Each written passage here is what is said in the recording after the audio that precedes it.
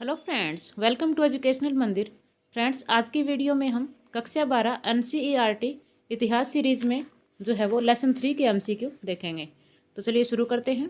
Lesson 3 है बंधुत्व, जाति तथा वर्ग, आरंभिक समाज लगभग 600 ईसा पूर्व से 600 ईस्वी। इसका पहला क्वेश्चन है, वह वंश परंपरा जो पिता से पुत्र फिर पौत्र परपौत्र आदि से चलती है उसे कहा जाता है।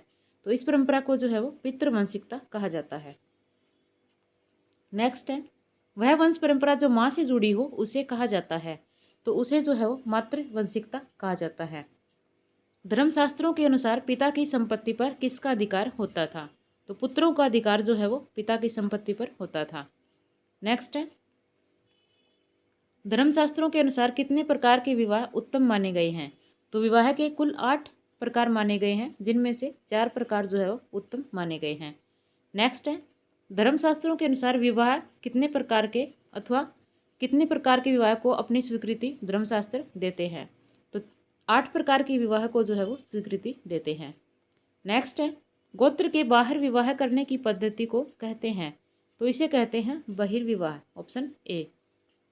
जब एक पुरुष की अनेक पत्नियां हों तो इस प्रथा को कहा जाता है, इस प्रथा को बहुपत्नी प्रथा कहा जाता है। नेक्स्ट है,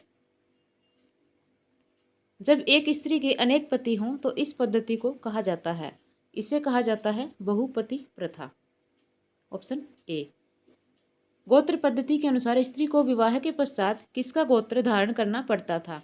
तो पति का गोत्र जो है वो स्त्री को धारण करना पड़ता था। नेक्स्ट है, ब्राह्मणीय गोत्र पद्धति कब प्रचलन में आई? ये प्रचलन में आई थी लगभग 1000 ईसा पूर्व के बाद, ऑप्शन ए। नेक्स्ट है, धर्मशास्त्रों के अनुसार भारतीय समाज को कितने वर्गों में बांटा गया था? तो भारतीय समाज को जो है वो 4 वर्गों में बांटा गया था। वर्ण व्यवस्था में सबसे निचले स्तर पर कौन थे? शूद्र जो है वो सबसे निचले स्तर पर थे।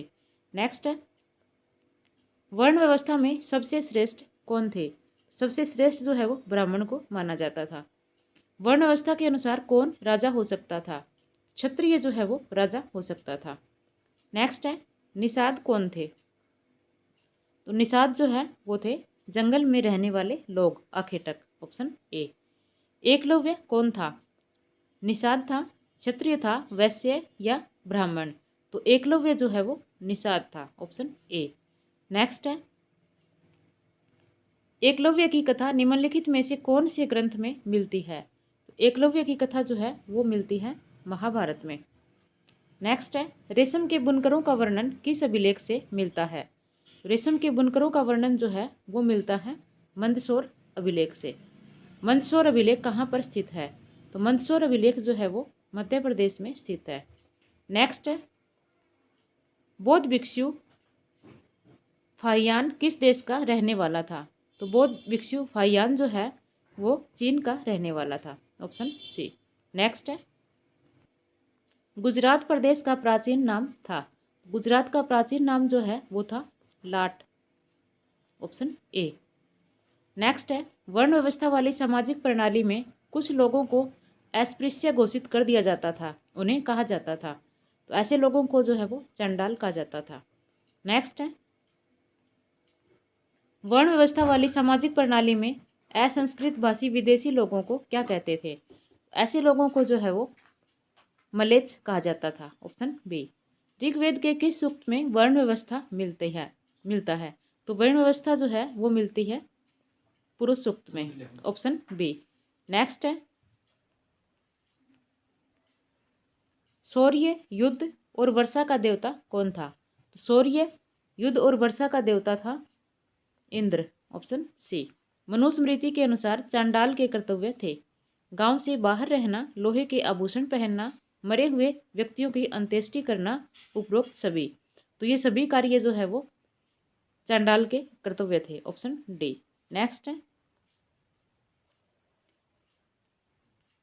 सुत्त पिटक ग्रंथ किस धर्म से संबंधित है? तो सुत्त पिटक ग्रंथ जो है वो बौद्ध धर्म से संबंधित है, ऑप्शन ए। महाभारत के रचनाकार कौन थे? महाभारत के रचनाकार थे महर्षि वेदव्यास। नेक्स्ट है, पुराणों का संकलन कब हुआ? पुराणों का संकलन हुआ था लगभग 200 ईस्वी, ऑप्शन ए। नाट्यशास्त्र का रचयिता कौन था? तो नाट्यशास्त्र का रचयिता था भरत मुनि। नेक्स्ट है, महाभारत ग्रंथ किस भाषा में है? तो महाभारत ग्रंथ जो है वो है संस्कृत भाषा में, ऑप्शन ए। नेक्स्ट है, भगवत गीता किस ग्रंथ का भाग है? भगवत गीता जो है वो महाभारत का भाग है, ऑप्शन बी। भगवत गीता में कितने श्लोक हैं? भगवत गीता में जो है वो 700 श्लोक हैं, ऑप्शन बी। नेक्स्ट है, महाभारत का युद्ध कहाँ लड़ा गया? महाभारत का युद्ध जो है वो कुरुक्षेत्र में लड़ा गया। बहुपत्नी प्रथा प्रचलित थी, ये प्रथा जो है वो प्रचलित थी पांडवों में, ऑप्शन सी। नेक्स्ट है, द्रौपदी की सहपत्नी थी, तो द्रौपदी की जो सहपत्नी थी वो थी सुभद्रा, ऑप्शन सी।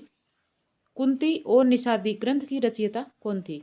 तो इस ग्रंथ की रचयिता थी महाश्वेता देवी, ऑप्शन ए। नेक्स्ट है, महाभारत का रचना काल क्या था? तो महाभारत का रचना काल था लगभग 500 ईसा पूर्व से 500 ईस्वी तक, ऑप्शन बी। नेक्स्ट है, भारत के शासक परिवारों में कौन से वंश प्रणाली प्रचलित थी? तो भारत के शासक परिवारों में जो है वो प्रचलित थी पितृवंशिकता शासन प्रणाली, ऑप्शन ए, वंश प्रणाली, सॉरी। नेक्स्ट है, विशिष्ट परिस्थितियों में किस स्त्री ने सत्ता का उपयोग किया था? तो इनमें से जो है वो प्रभावती गुप्त ने सत्ता का उपयोग किया था, ऑप्शन ए। नेक्स्ट है, सातवाहन शासक किस वैवाहिक पद्धति का पालन करते थे? तो सातवाहन शासक जो है वो अंतर्विवाह पद्धति का पालन करते थे। सातवाहन शासक किस जाति से संबंधित थे? तो ये संबंधित थे ब्राह्मण जाति से, ऑप्शन ए। नेक्स्ट है,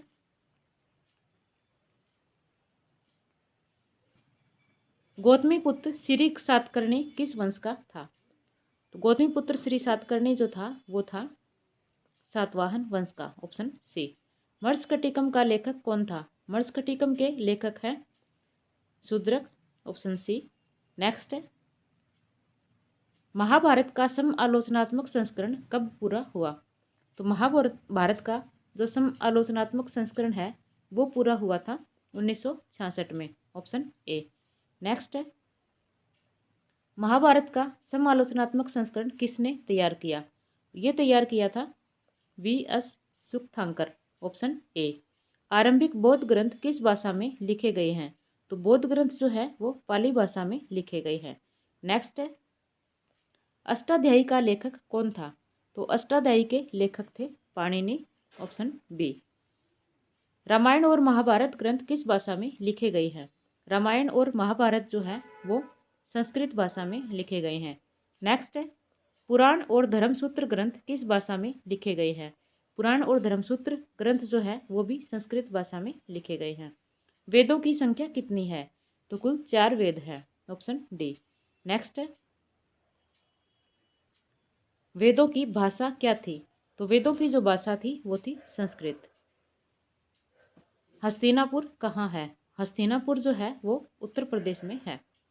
नेक्स्ट है, गुप्त व गुप्तोत्तर काल के अधिकांश अभिलेख किस भाषा में खुदे हुए हैं?